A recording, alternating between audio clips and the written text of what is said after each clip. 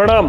प्रमाणम में आज हम इस समाज की एक ऐसी काली सच्चाई प्रमाण के साथ बताएंगे जिसे देखकर आपको खुद से पूछना होगा कि समाज की इस काली सच्चाई में आपकी कितनी हिस्सेदारी है। ये कहानी न सिर्फ एक परिवार की त्रासदी है बल्कि पूरे समाज की कुरीतियों को आईना दिखाती है। ये कहानी सिर्फ एक औरत की मौत की नहीं है, ये कहानी है उस बीमार सोच की जो औरत को इंसान नहीं बल्कि एटीएम मशीन समझती है। और प्रमाणम में हम सिर्फ आरोप नहीं लगाएंगे, हर सबूत, हर गवाही, हर वीडियो आपको दिखाएंगे और हर वो प्रमाण हम आपको देंगे जो इस समाज के ठेकेदारों को उनकी औकात दिखाएगा। ये कहानी शुरू होती है दिसंबर 2016 से।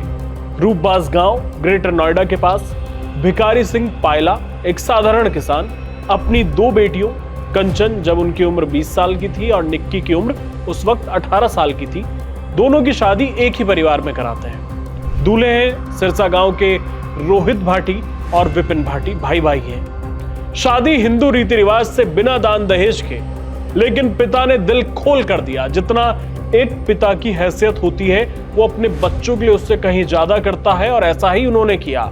स्कॉर्पियो दी, रॉयल एनफील्ड बाइक दी, 30 तोला सोना दिया, कैश दिया, घरेलू सामान दिया, और प्रमाण ये कहते हैं कि बाद में एक कार और दी गई। लेकिन इन राक्षसों की डिमांड खत्म नहीं हुई। उन्होंने 35 से 36 लाख रुपए और मांगे। मर्सिडीज कार चाहिए थी। शादी नहीं जैसे कोई बिजनेस डील हो जहां दहेज एटीएम की तरह काम कर रहा हो। निक्की और कंचन 9 साल तक टॉर्चर सहती रही, मारपीट, अपमान, हर रोज की यातना। कई बार पंचायत हुई, समझौता किया, लेकिन ये लोग कहां मानने वाले थे। प्रमाण ये भी कहते हैं कि फरवरी 2025 में निक्की घर छोड़कर मायके चली गई थी, लेकिन सो कॉल्ड समाज की पंचायत के ठेकेदारों ने फिर पैचअप कराया और उन्हें वापस ससुराल भिजवा दिया।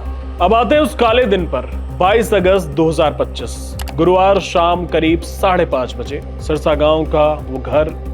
निक्की अपनी बहन कंचन के साथ घर में है।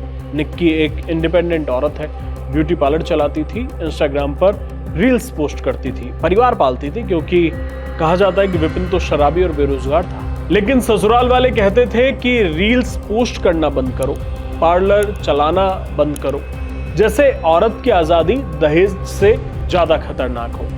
अचानक बहस शुरू हो जाती है दहेज को लेकर। जो इनकी सास थी दया देवी, 55 साल की महिला, वो एक बोतल में केरोसिन या पेट्रोल जैसा कोई ज्वलनशील पदार्थ विपिन को दे देती हैं।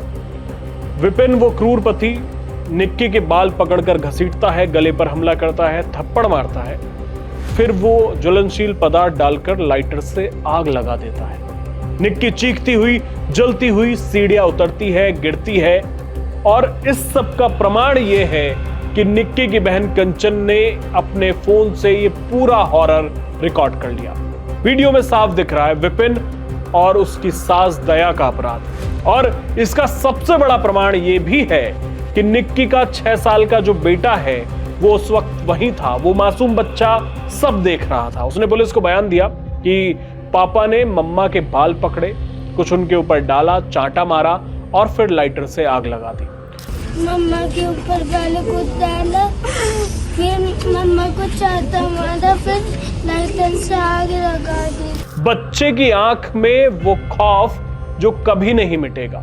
ऐसे पिता को क्या कहें, राक्षस। और ससुर सत्यवीर भाटी और देवर रोहित भाटी दोनों मौके पर मौजूद थे, लेकिन रोकने की बजाय चुप रहे। पड़ोसियों ने निक्की को बचाया, फोर्टिस हॉस्पिटल ग्रेटर नोएडा ले गए। वो 70% जल चुकी थी। हालत बिगड़ी तो सफदरजंग हॉस्पिटल रेफर किया गया, लेकिन रास्ते में मौत हो गई। अब सुनिए इन अपराधियों की बेशर्मी। विपिन ने घटना के बाद इंस्टाग्राम पर पोस्ट किया, तू क्यों चली गई, दुनिया मुझे किलर कह रही है। वो खुद को विक्टिम दिखाना चाहता था। और खबरें तो ये भी हैं कि विपिन का अफेयर था। एक वायरल वीडियो है जिसमें वो किसी और महिला के साथ था। ये भी वजह एक टॉर्चर की बताई जा रही है। समाज कहता है कि पति देवता है, लेकिन अब देवता नहीं, दानव बन चुके हैं। पुलिस ने 23 अगस्त को एफआईआर दर्ज की कासना थाने में। Section 302 murder, 307 attempt to murder, 498A दहेज टॉर्चर, 34 कॉमन इंटेंशन के तहत विपिन को गिरफ्तार करने जब वो गए तो वो भागा। पुलिस एनकाउंटर में उसके पैर में गोली लगी।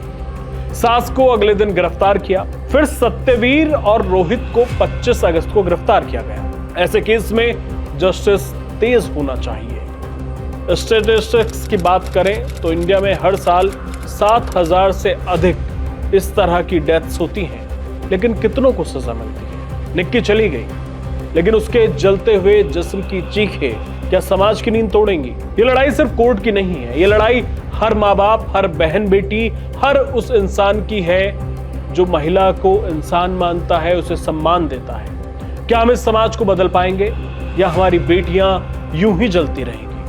हम ये वादा करते हैं कि प्रमाणम के हर एपिसोड में इन जैसे दानवों को आईना दिखाएंगे।